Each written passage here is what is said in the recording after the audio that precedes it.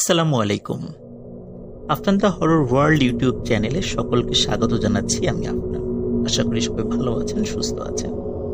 প্রিয় লিসেনার্স, এখন যে স্টোরিটি আমি আপনাদের সাথে শেয়ার করতে যাচ্ছি, এই স্টোরিটি আমাকে দিয়েছে আলামিন। আলামিনের বাড়ি নড়াইল জেলার লোহাগাড়া উপজেলার লাহুরিয়া ইউনিয়নের লাহুরিয়া গ্রামে। আলামিনের দুটি ঘটনা ইতোমধ্যে আপনারা এই চ্যানেলে শুনেছেন।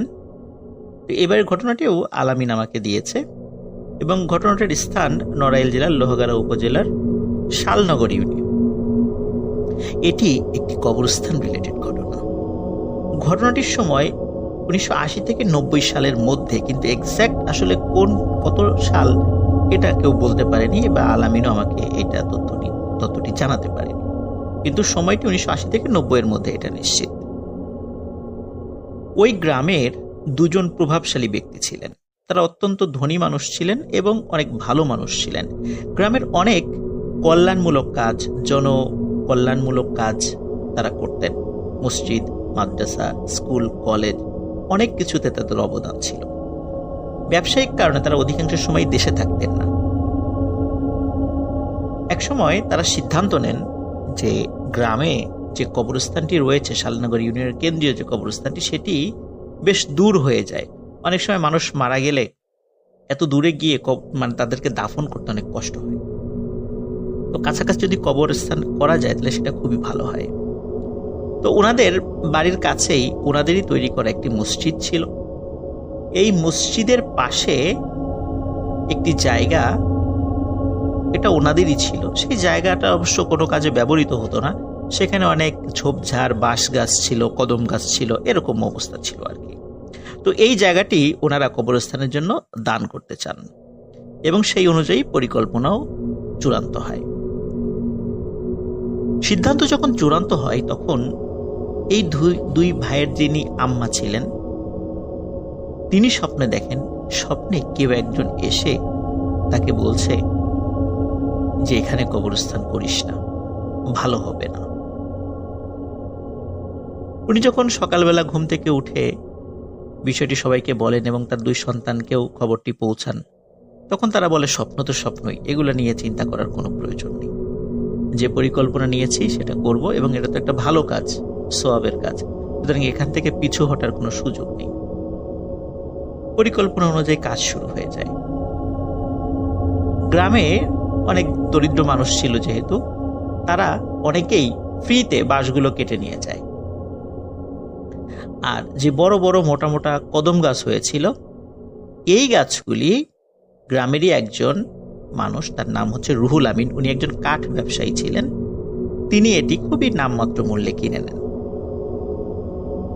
উনিও গরিব মানুষ ছিলেন, তো চিন্তা করলেন এই গাছগুলো কাটার জন্য তো অনেকগুলো শ্রমিক লাগালে তার খুব বেশি প্রফিট হবে না। তো এই জন্য চিন্তা করলেন যে যতগুলো শ্রমিক না হলেই না, ঠিক ততগুলোই নেবেন এবং উনি অধিকাংশ কাজগুলো করবেন। এরকমই পরিকল্পনা করলেন। যে রাত্রে উনি স্বপ্ন দেখেন, এই স্বপ্নটি ছিল এমন, কারণ এই রাত্রের পরের দিনই উনি গাছ কাটতে যাবেন, সবকিছু ঠিক ছিল।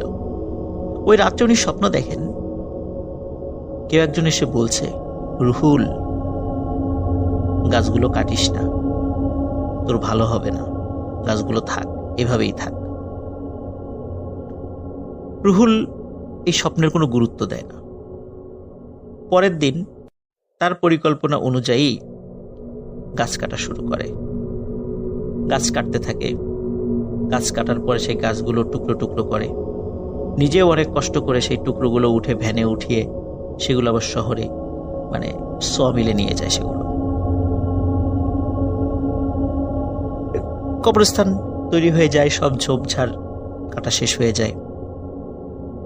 এর কয়েকদিন পরেই ওই গ্রামেরই একজন মানুষ, তার নাম হচ্ছে কালু, এই কালু নামের একজন ব্যক্তির লাশ দাফন করা হয়। কবরস্থানের পাশেই মসজিদ ছিল, পাঞ্জেগানা নামাজ সেখানে হতো, জুম্মার নামাজ হতো।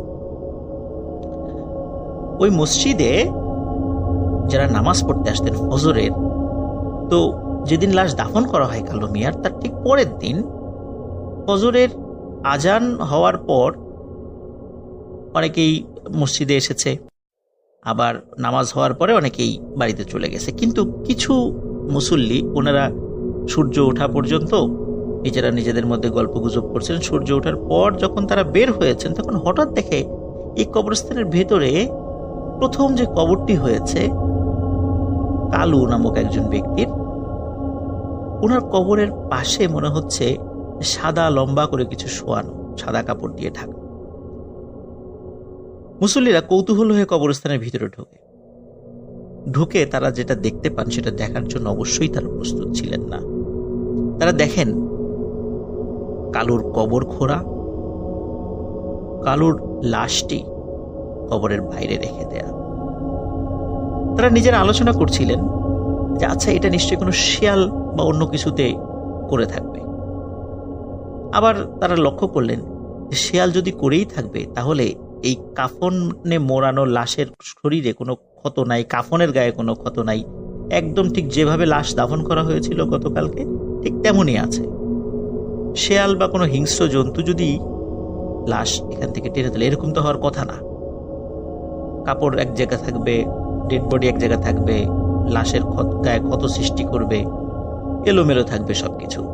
কিন্তু মনে হচ্ছে খুব সুন্দরভাবে কোনো মানুষই এই কবরটি করেছে, সুন্দরভাবে বাঁশগুলো এক পাশে রাখা এবং লাশটা একটা পাশে সুন্দর করে রেখে দেয়া। তখন কেউ কেউ বলেন মনে হয় কোনো লাশ চোর বা কাফন চোর এরা এই কাজটি করতে পারে।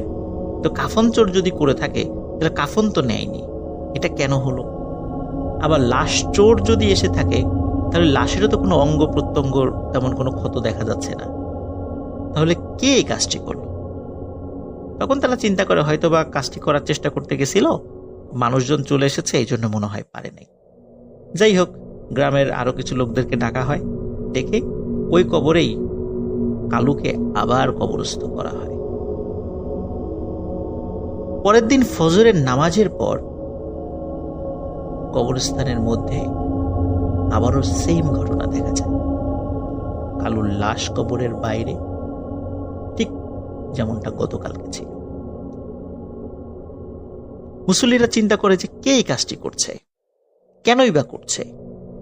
কারণ যদি চুরি করার উদ্দেশ্যে, লাশ চুরি করার উদ্দেশ্যে করে থাকে তাহলে তো চুরি করছে না, কাফনও চুরি করছে না, লাশের গায়ে কোনো ক্ষতও সৃষ্টি করে নাই কেউ যে কোনো অঙ্গ প্রত্যঙ্গ কেটে নিয়ে যাবে, তাহলে কে এই কাজটি করছে? তারা বুঝতে পারে না।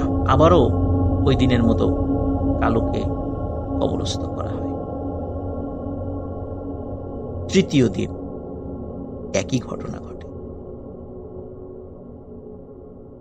এবার গ্রামের লোকজন সমবেত হয়ে আলোচনায় বসে যে এই কাজটি কে করতে পারে। ওই সময় ওই জায়গাতে রুহুল আসে।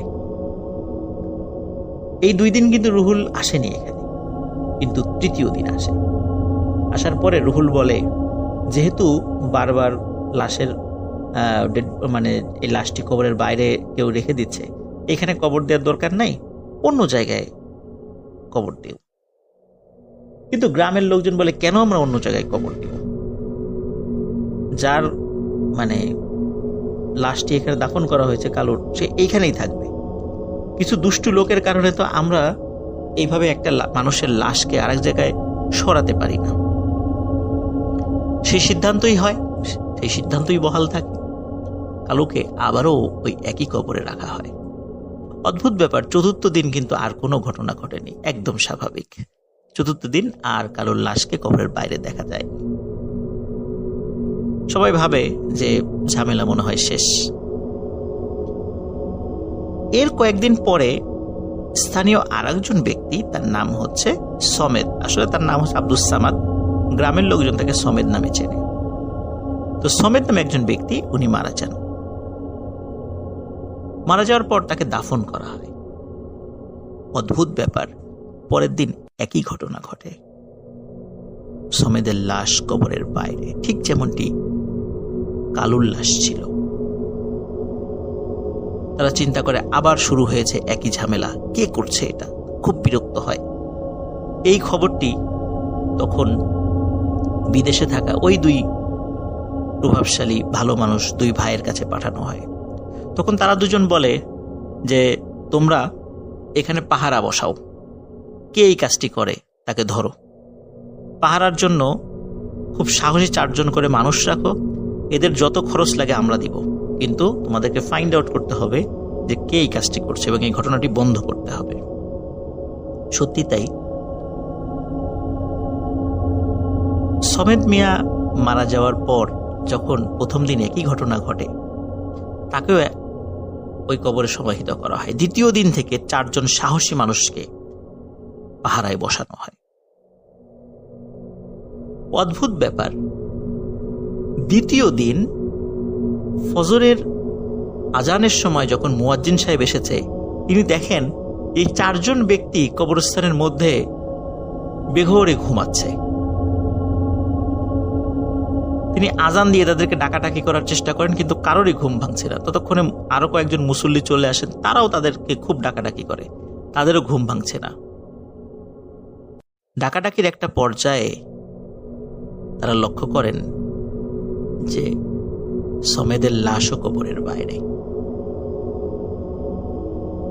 অনেক কষ্ট করে এই 4 জন পাহারাদারের ঘুম ভাঙানো হয়। ঘুম ভাঙার পরে পাহারাদারদেরকে জিজ্ঞেস করা হয়, তোমরা কি পাহারা দিলা? এই যে আজও তো লাশ বাইরে চলে আসছে, কেউ বাইরে রেখে গেছে। তখন ওই 4 জন ব্যক্তি বলছেন যে আমরা ঠিকঠাক মতোই পাহারা দিচ্ছিলাম। গভীর রাতে হঠাৎ এমন একটি অদ্ভুত সুন্দর সুঘ্রাণ আমাদের নাকে আসে, তখন আমাদের প্রচন্ড ঘুম পায়। এরপরে আমাদের আর কিছু মনে নেই। গ্রামবাসী তাদের এই বক্তব্যে আসলে সন্তুষ্ট হয় না, খুব বিরক্ত হয়। ওই দিনই ওই 4 জনকে চেঞ্জ করে পরের দিন নতুন 4 জনকে রাখা হয়। কিন্তু তৃতীয় দিনও একই ঘটনা ঘটে। ফজরের সময় মুয়াজ্জিন সাহেব এসে দেখে 4 জন ঘুমাচ্ছে, এবং এমন ঘুম যে তাদেরকে ঘুম ভাঙানো যায় না। পরে আরো লোকজন আসে, তাদেরকে ঘুম ভাঙানো হয়। তারাও একই রকম ব্যাখ্যা দেয় যে রাত্রে একটা অদ্ভুত সুন্দর সুঘ্রাণে তারা সকলে একসাথে ঘুমিয়ে পড়েছে। এরপরে তাদের আর কিছু মনে নেই। তৃতীয় দিন আবারও সেই রুহুল আসে। আসার পরে বলে, যেহেতু সমেদ মিয়ার সাথেও একই ঘটনা ঘটেছে, এনার লাশটা অন্য জায়গায় কবর দেয়, এখানে কবর দেওয়ার দরকার নেই। কিন্তু গ্রামবাসী তাতে রাজি হয় না। গ্রামবাসী উল্টো রুহুলকে তিরস্কার করে এবং তৃতীয়বারের মতো, ঠিক কালো মিয়ার মতো, সমেদ মিয়ার লাশও কবরে রাখা হয়। অদ্ভুত ব্যাপার, চতুর্থ দিন আর কোনো ঘটনা ঘটেনি। স্বাভাবিক। টানা বেশ কয়েকদিন হয়ে যায়, কোনো ঘটনা ঘটে না। এইভাবে প্রায় 1 মাস 1.5 মাস কেটে যায়। কারণ এই সময়ের মধ্যে আসলে ওই গ্রামে কেউ মারাও যায় নাই, নতুন করে কোনো কবরও হয়নি। লোকজন এই বিষয়টি একদম ভুলতেই বসেছিল। ওদিকে যেই রুহুল, যিনি ওই কদম গাছগুলি কেটেছিলেন, উনি শুরুতে অবিবাহিত ছিলেন। যখন কবরস্থানটা তৈরি করা হয় তখন অবিবাহিত ছিলেন। এই 1-1.5 মাসের মধ্যে, বিশেষ করে এই সমেদ মিয়া যখন মারা যায়, তার লাশের সাথে এই ঘটনা ঘটে যাওয়ার পরে 1-1.5 মাস যেহেতু হয়ে গেছে, এই 1-1.5 মাসের মধ্যে উনি বিয়ে করেন। একদিন রাতে ওনার স্ত্রী খেয়াল করেন যে রুহুল বিছানায় নেই। রাতের বেলা সাধারণত গ্রামের বাড়িতে যে সমস্ত ঘর বাড়িতে ইলেকট্রিসিটি নেই, একটি হারিকেন জ্বালানো থাকে। হারিকেনের আলোটি অনেক অল্প করে থাকে, ঠিক আমরা যেমন ঘরের মধ্যে ডিম লাইট জ্বালানো রাখি, ঠিক ডিম লাইটের কাজ করে সেই হারিকেনটি। হারিকেনের খুবই আবসা আলোয় রুহুলের স্ত্রী লক্ষ্য করেন যে রুহুল ঘরে নেই। তিনি চিন্তা করেন যে ঘরে নেই, গরমের সময় ফ্লোরে ঘুমিয়েছে কিনা। ফ্লোরের দিকে তাকিয়ে যতটুকু বুঝতে পারেন আবসা আলোতে যে রুহুল ঘরে নেই। উনি হারিকেনের আলো জ্বালিয়ে দেন, মানে বাড়িয়ে দেন। বাড়ানোর পরে অদ্ভুত ব্যাপার উনি লক্ষ্য করেন, ঘরের দরজা বন্ধ, কিন্তু ঘরের কোথাও রুহুল নেই। তার স্ত্রী ঘরের দরজা খুলে জোরে চিৎকার করে ওঠেন। দেখেন যে তার স্বামী মানে রুহুল ঘরের বারান্দার উপরে অচেতন অবস্থায় পড়ে আছে, সারা গায়ে ধুলো, কাদা, মাটি এগুলো মাখানো। তিনি যখন বারবার চিৎকার করছিলেন, এর মধ্যে রুহুলের জ্ঞান ফেরে। রুহুল তাকে বলে, এই চিৎকার করো না, থামো থামো। এই বলে স্ত্রীর মুখ চেপে ধরে, শব্দ করো না। তখন স্ত্রী বলে, তুমি বাইরে আসলা কিভাবে, ঘরের দরজা বন্ধ? বলে যে সব বলছি, আগে আমি গোসল করে আসি, তোমাকে সব খুলে বলছি। রুহুল গোসল করে আসে। গোসল করে আসার পর তার স্ত্রী তার শরীরে সরিষার তেল মাখতে শুরু করে। মাখতে মাখতে হঠাৎ তার স্ত্রী রুহুলের পিঠের দিকে খেয়াল করে দেখে রুহুলের পিঠে 3টি মোটা মোটা দাগ। 2টো দাগ বেশ পুরনো মনে হচ্ছে এবং একটি দাগ মনে হচ্ছে মাত্র হয়েছে। এই দাগগুলো এমন ছিল যে লোহার শিক পুড়িয়ে যদি গায়ে ছেঁকা দেয়া হয় ঠিক যেমন দাগ হয়ে যায়, ঠিক তেমন দাগ। তার স্ত্রী তাকে জিজ্ঞেস করে যে তোমার শরীরে এই 3টি দাগ কোথা থেকে আসলো? তখন রুহুল এই দাগের বিষয়ে কিছু বলতে পারে না, কারণ রুহুল জানতোই না তার পিঠে দাগ আছে। তখন তার স্ত্রী বলে যে তুমি বলো কেন এই দাগ হলো এবং এই যে ঘটনাটি ঘটলো দরজা বন্ধ থাকা পরেও তুমি কিভাবে ঘরের বাইরে গেলে? তখন রুহুল কিছু বিষয় বলে। রুহুল বলে যে এই যে কালু এবং সমেদ, যাদের লাশ 3-3বার কবরের বাইরে রাখা হয়েছে, তুমি কি জানো এই কাজটি কে করে? রুহুল স্ত্রী বলে, না জানি না। বলে, এই কাজটি আমিই করি এবং আজকে রাতেও এই গ্রামের একজন মহিলা মারা গিয়েছিল, রাত্রেই তাকে দাফন করা হয় এবং তার লাশটিও আমি মাত্র কবরের বাইরে বের করে রেখে এসেছি।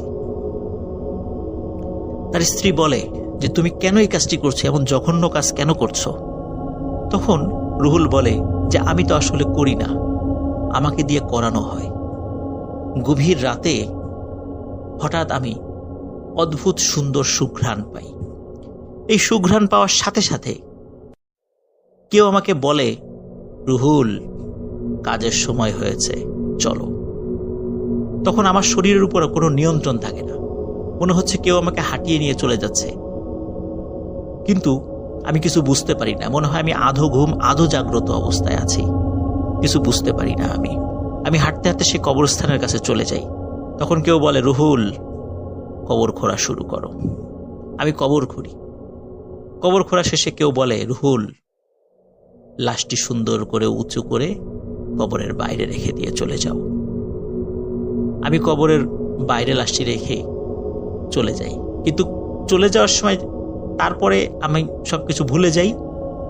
তারপরে আমি সেন্সলেস হয়ে যাই। যখন জ্ঞান ফেরে তখন আমি দেখি আমার ঘরের মেঝেতে পড়ে আছি, অথবা ঘরের বারান্দায় পড়ে আছি, অথবা কলপারে পড়ে আছি। প্রতিবারই একই রকমের ঘটনা ঘটেছে, কিন্তু এটি আমি ইচ্ছা করে করি না। প্রিয় লিসেনার্স, পরের দিন সকালবেলা সত্যিই শোনা যায় যে ওই কবরস্থানে 3য়বারের মতো যে মহিলার কবর হয়েছিল সেই রাত্রে সকালবেলা দেখা গেল যে তার লাশটি কবর থেকে বাইরে বের করে রাখা, কিন্তু কে করছে গ্রামবাসী তখনও জানে না। এদিকে তার স্ত্রী রুহুলকে বলে যে এভাবে চলতে পারে না, এর একটা সমাধান দরকার। কিন্তু এই কথা তো কাউকে বলতে পারছে না। গ্রামের যদি লোকজন জানে যে রুহুল এই কাজটি করে, তাহলে কি অবস্থা হবে? গ্রামবাসী ক্ষেপে যাবে। তখন রুহুলের স্ত্রী রুহুলকে তার মায়ের কাছে নিয়ে যায়, মানে রুহুলের স্ত্রীর মা, মানে রুহুলের শাশুড়ির কাছে নিয়ে যায়। শাশুড়ির কাছে বিষয়টি বলে। শাশুড়ি একজন খুব ভালো হুজুরের সাথে পরিচয় ছিল, তিনি সে হুজুরের কাছে নিয়ে যান। তখন হুজুর বলে, আসলে রুহুল যেই গাছটি কেটেছিল, কদম গাছ, এই কদম গাছে খুব শক্তিশালী একটি জিনের পরিবার বসবাস করত। তারা তাকে স্বপ্নে দেখিয়েছিল, কিন্তু তারপরও রুহুল সে গাছটি কাটে এবং ওই জিনেরা বলেছে রুহুল ঠিক যেভাবে গাছগুলো টুকরো টুকরো করে কেটে নিয়ে গেছে, আমার পরিবারকে ছিন্ন বিচ্ছিন্ন করে দিয়েছে, রুহুলের জীবনকেও আমি এরকম ছিন্ন বিচ্ছিন্ন করে দিব। এই জন্যই রুহুলকে দিয়েই এই লাশগুলি কবর থেকে উঠিয়ে রাখছে। এটা রুহুলের শাস্তি। আর যাতে মানুষ ভয় পেয়ে এই কবরস্থান আর ব্যবহার না করে, এই জন্যও এই কাজগুলো করানো হচ্ছে। এখন এর সমাধান কি? তখন হুজুর বলে যে আমি একটু তেল পড়া, ঝাড়ফুঁক এবং আমি একটি তাবিজ হাতে বেঁধে দিলাম। যতদিন হাতে তাবিজ থাকবে ততদিন ওর কোনো সমস্যা হবে না, কিন্তু খেয়াল রেখো এই তাবিজ যেন না পড়ে যায়। তাবিজ পড়ে গেলে তখন কিন্তু আবার রুহুলকে দিয়ে কাজ করানো শুরু হবে। রুহুল চলে যায় সেখান থেকে। মজার বিষয় হচ্ছে ওই কবরস্থানে আরো কবর হয়েছে, এক বছর বা প্রায় 1.5 বছরের মধ্যে বেশ কিছু কবর হয়েছে, কিন্তু ওই কবরগুলোর সাথে আর সেই ঘটনা ঘটেনি। কবরগুলো স্বাভাবিক ছিল। গ্রামবাসী ভুলেই গিয়েছে যে এখানে আর কোনো পাহারা বসাতে হবে বা এই টাইপের ঘটনা ঘটেছিল। তাদের আর মনে নেই, তারা ভেবেছে যে সবকিছু স্বাভাবিক হয়ে গেছে। এক রাতে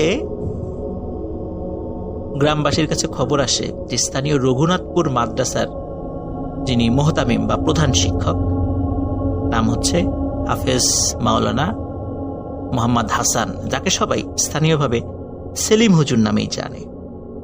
তিনি সেলিম হুজুর নামে পরিচিত। অত্যন্ত বুজুর্গ একজন মানুষ ছিলেন এই সেলিম হুজুর। সেলিম হুজুরের জানাজাতেও রুহুল আমিন শরীক হন।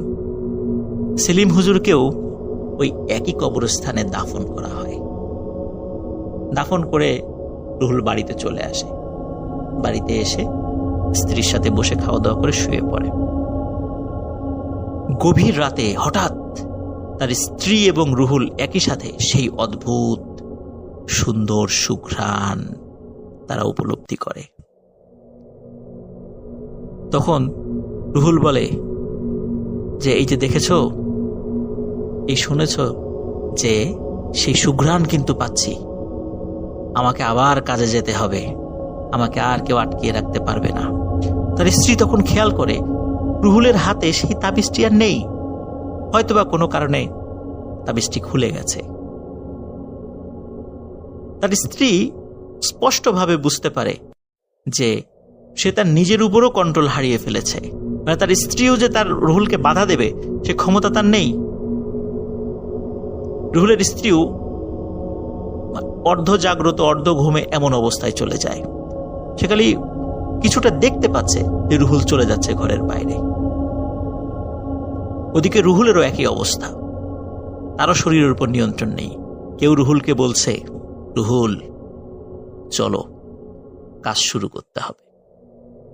রুহুল চলে যায়। রুহুল কবরের কাছে যায়। কেউ বলে, রুহুল কবর খোঁড়া শুরু করো। রুহুল কবর খোঁড়া শুরু করে। কবর খোঁড়া শেষে কেউ বলে, রুহুল লাশটি উপরে উঠাও। রুহুল যখনই লাশটি উপরে উঠায়, হঠাৎ ওই লাশটি তার একটি হাত দিয়ে রুহুলের হাতকে চেপে ধরে। এমন ভাবে চেপে ধরে মনে হচ্ছে যে রুহুলের হাড় গোড় ভেঙে গুঁড়ো গুঁড়ো হয়ে যাচ্ছে। এরপরে রুহুলের কিছু মনে নেই। পরের দিন ফজরের সালাতের পর মসজিদের মুসল্লিরা দেখে যে সেলিম হুজুরের কবর যেটা রাত্রে হয়েছিল, এই কবরটি খোঁড়া। মনে হচ্ছে কবরের এক পাশে একটা মাথা দেখা যাচ্ছে এবং দুইটা হাত দুই দিকে ছড়িয়ে আছে। লোকজন তাড়াতাড়ি কাছে যায়, কবরের কাছে গিয়ে দেখে যে রুহুল কবরের মধ্যে একরকম দাঁড়ানো অবস্থায় আছে, কিন্তু দাঁড়ানো অবস্থায় ও কবরের একটা পাশে সে অজ্ঞান হয়ে পড়ে আছে, মাথাটা বাইরে এবং দুইটা হাত দুই পাশে দিয়ে সে অজ্ঞান হয়ে পড়ে আছে। এবং কবরের ভেতরে সেলিম হুজুরের লাশ খুব সুন্দর করেই রাখা আছে, ঠিক যেমন আগের মতো, আগের রাত্রে যেভাবে রাখা হয়েছিল। রুহুলকে সেখান থেকে বের করা হয়, তার জ্ঞান ফেরানো হয়। গ্রামবাসী রুহুলের উপর প্রচন্ড ক্ষিপ্ত। সবাই বলে, রুহুল তুমি এরকম একটা কাজ করতে পারলা, তুমি এই কাজগুলো করতা? তখন রুহুল স্বীকার করে যে হ্যাঁ, আমি এই কাজগুলো করতাম, কিন্তু আমি করতাম না, কেউ আমাকে দিয়ে করাতো, আমি ইচ্ছা করে করি নাই। তখন গ্রামবাসীর মধ্যে কেউ কেউ বলে, তুমি নিশ্চয়ই তান্ত্রিক কবিরাজের কাছ থেকে টাকা খেয়ে কাফনের কাপড়ের কোনো অংশ কেটে নিয়ে যাইতা, বা কুফুরি কালাম করার জন্য তাদেরকে সহযোগিতা করতা, অথবা যারা লাশ চোর আছে, যারা মেডিকেল স্টুডেন্ট আছে, তাদের কাছে লাশ বিক্রি করার জন্য তুমি দেন দরবার করতা, বা তুমি এই কাজটি করতা, কিন্তু সফল হতা না। কিন্তু রুহুল সব কথা অস্বীকার করে। সে বারবার বোঝানোর চেষ্টা করে। কিছু কিছু লোক তো রুহুলকে মারার জন্য লাঠি নিয়ে চলে আসে, মেরেই ফেলবে, রুহুলকে পিটিয়েই মেরে ফেলবে। ওদিকে রুহুলের স্ত্রী খবর পেয়ে চলে আসে সেখানে।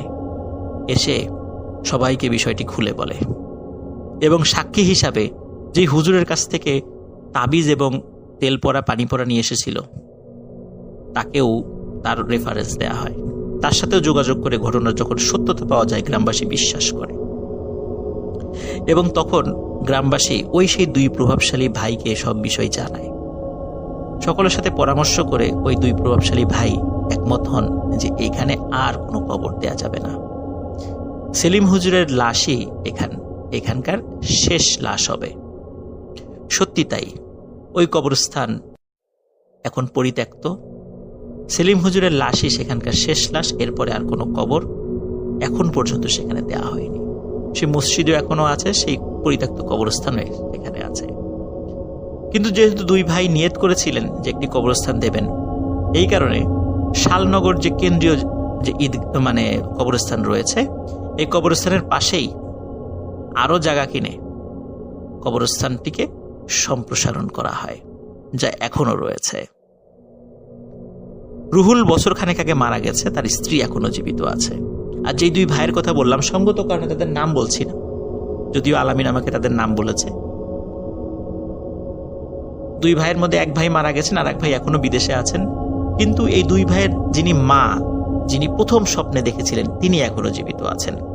কেউ যদি ঘটনার সত্যতা যাচাই করতে চান, তাহলে নড়াইল জেলার লোহাগাড়া উপজেলার শালনগর ইউনিয়নে গিয়ে এই পরিত্যক্ত কবরস্থান সম্পর্কে যে কাউকে জিজ্ঞাসা করলে আপনাদেরকে তথ্য দেবে এবং দেখিয়েও দেবে। এই মসজিদের দীর্ঘদিন মুয়াজ্জিন ছিলেন রওয়াব মৃধা নামে একজন ব্যক্তি, যিনি আলামিনের নানা হন। আলামিনের নানার সাথেও অদ্ভুত একটি ঘটনা রয়েছে, যেটি এই সেলিম হুজুরকে কেন্দ্র করে। ঘটনাটি আমরা পরে আপনাদেরকে শোনাবো। সে পর্যন্ত সবাই ভালো থাকবেন, সুস্থ থাকবেন। আমাদের চ্যানেলকে সাবস্ক্রাইব করুন। আসসালামু আলাইকুম।